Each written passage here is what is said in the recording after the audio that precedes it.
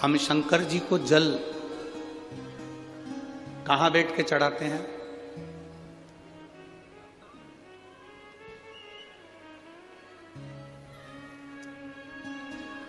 बोलो बोलो, जन्म के बोलो जरा। वैसे तो जो शिवलिंग होता है उस शिवलिंग के आसपास कहीं पर भी बैठ जाओ जहां से जल बहता है, बस उस स्थान को छोड़कर।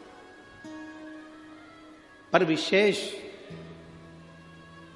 जल चढ़ाने का स्थान कहां से बताया गया? उत्तर की ओर मुख कर हमें दक्षिण में बैठना है, उत्तर में मुख करना है। उत्तर की ओर भगवान शंकर की जलाधारी, जलाधारी से मतलब है जो शिव जी का चढ़ा हुआ पानी जो बहता है वो उत्तर की ओर जाता है। तो हम कहां बैठते हैं? बोलो बोलो जम के, दक्षिण की ओर। मान लो शिव जी का पानी इधर जा रहा है तो तुम्हें इधर बैठना है, शिव जी का पानी इधर जा रहा है तो तुम्हें इधर बैठना है। वैसे तो शंकर के शिवलिंग के आसपास कहीं पर भी बैठकर पूजन कर सकते हो, पर विशेष कोई कामना होती है, विशेष कोई मनोकामना है और आपका दुख जब कटता नहीं है, आप हार जाते हो, तब उस समय पर दक्षिण में बैठकर जहां उत्तर की ओर मुख कर कर भगवान देवाधिदेव महादेव को जल समर्पित किया जाता है।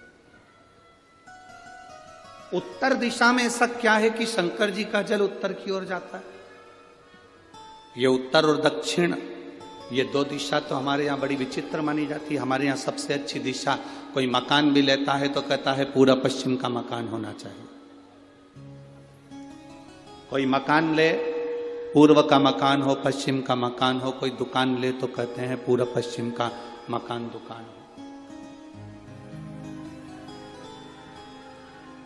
पर मेरा वो घरदानी तो उत्तर दक्षिण का आनंद लेता, उत्तर दक्षिण। ऐसा दक्षिण दिशा में ऐसा क्या है कि शंकर जी का चढ़ा हुआ जल दक्षिण में ही जाता है? यहां तक शिव महापुराण की कथा कहती है, मान लो आपके घर में छोटा सा शिवलिंग है, आपके घर में छोटा सा शिवलिंग है, उस शिवलिंग को आपने थाली में रख लिया। थाली में रखने के बाद में गूंज रहा है आवाज, थाली में रखने के बाद उस थाली में शिवलिंग को रख लिया, आपने उसको स्नान कराया। थाली में भी अगर शिवलिंग रख रहे हो तो उस शिवलिंग का जो दिशा है वो उत्तर की होना चाहिए।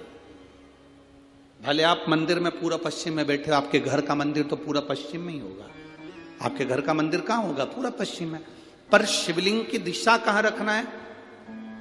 उसकी जलाधारी की दिशा कहाँ रखना है? जम के बोलो जरा, उत्तर। आप मंदिर में पूरा पश्चिम में बैठो, आपके घर के मंदिर में आप पूरा पश्चिम में बैठ के पूजन करो, क्योंकि आपका मंदिर पूरा पश्चिम ही होगा। ऐसा कोई घर नहीं जिसके घर के अंदर मंदिर पूरा पश्चिम में नहीं है। आप पूरा पश्चिम में बैठो, पर शिवलिंग को थाली में भी रखो तो उसकी जलाधारी उत्तर की होना चाहिए।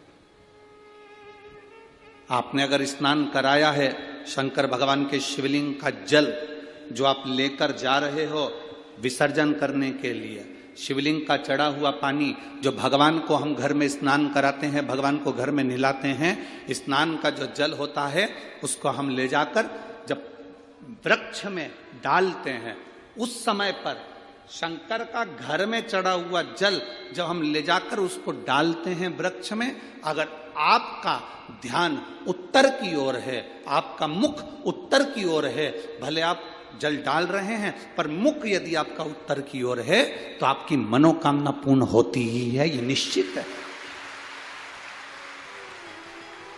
शिव जी का चढ़ा हुआ जल भले हमने अपने घर में स्नान कराया, भले हमने अपने घर में नहलाया, शिवलिंग को अपने घर में स्नान कराया, पर उसका जो जल नहलाने के बाद सब भगवान जब नहा लिए, अपने शिव जी को नहला लिया, वो जल रखा है, पूजन अर्चना सब हो गई, बाद में आप पूजन पे से उठे, उस जल को लेकर गए, आपने जो विसर्जन किया उस जल को आपने पेड़ पौधे में डाला, वो जल उत्तर, भले आपका वृक्ष कहीं पर भी हो, पर आपका मुख उत्तर का है और आप उस जल को, शंकर के चढ़े हुए जल को आप पेड़ पौधे में डाल रहे हैं, मतलब आपकी राहें खुल जाएगी और मंजिल तक आप पहुंचोगे जरूर। ये